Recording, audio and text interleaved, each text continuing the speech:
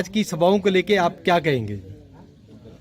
मैं आज जो आज सभाएं जितनी भी सभाएं हुई हैं, जैसे मैंने पहले कहा कि लोगों में बहुत उत्साह था और जो एक रिट में एक बड़ी महत्वपूर्ण बात उठी कि वहाँ पे जो लोग थे उनकी जितनी ज़मीनें हैं वो पहले शामलाट में थी और उसको फिर किसी स्टेज पे आके उसको फॉरेस्ट में कर दिया, तो लोग बहुत चिंतित थे। तो अगर मुझे मौका मिला मैं इनकी आवाज़ जो है उचित फोरम पे उठाऊंगा और इनको जो इनके साथ अन्याय हुआ है उसको उस अन्याय को ठीक करने की कोशिश करूंगा।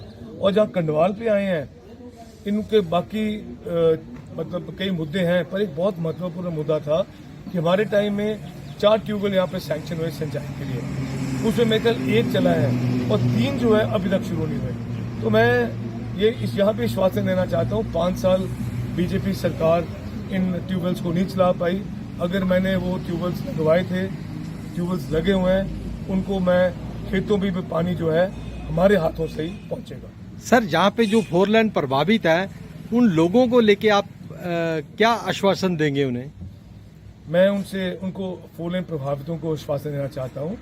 जैसे 4 साल मैंने उनकी लड़ाई लड़ी, हर फोरम पे लड़ाई लड़ी, सड़कों पे हो, अखबारों के माध्यम से हो, डीसी के ऑफिस में हो, एसडीएम के ऑफिस में हो, हमने लड़ाई लड़ी। और अगर हम सत्ता में पहुंचते हैं तो मैं उनकी पुरजोर वकालत करूंगा और इनको पूरा हक दिलाने की कोशिश करूंगा। जैसा कि जो 1 मिनट में आपको बता दूं, और ये जो हमारे प्रत्याशी हैं, महामंत्री रहे 10 साल इस पार्टी के, एक बार भी इन्होंने एक 4 लेन प्रभावितों की आवाज नहीं उठाई।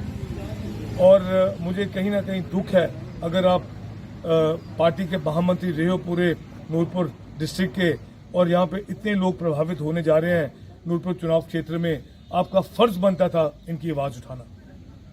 जैसा कि भाजपा विकास की बात करती है, लेकिन एक और महंगाई बढ़ रही है, दूसरी ओर बेरोजगारी बढ़ रही है, उसको लेके क्या कहेंगे आप? ये आपने दोनों चीजें ठीक कही। एक तरफ महंगाई बढ़ रही है और दूसरी तरफ बेरोजगारी बढ़ रही है।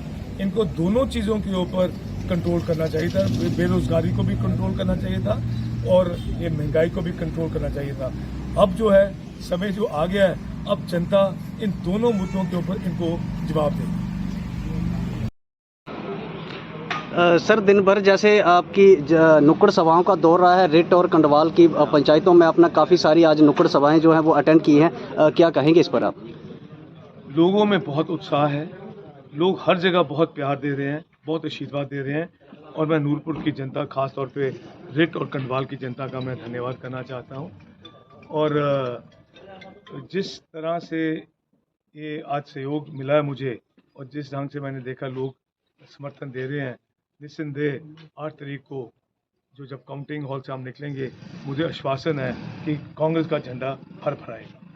सर, बड़ा मुद्दा रहा है 4 लेन का, जिस तरह से कि अभी हम गंडवाल में यहाँ पर खड़े हैं और गंडवाल से लेके जौंटा तक की अगर हमारी विधानसभा की बात करें तो इसमें बहुत सारे जो प्रभावित परिवार हैं जो अभी भी इस लड़ाई को लेके वो चल रहे हैं, क्या कहेंगे आप इस पर?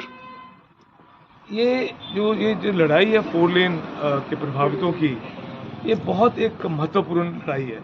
इसमें जो संघर्ष समितियों ने भी 4 साल लड़ाई लड़ी और हमने पार्टी के बिहाफ पे, मैंने खुद और मेरे साथी सहयोगियों ने इस मुद्दे को उठाई रखा।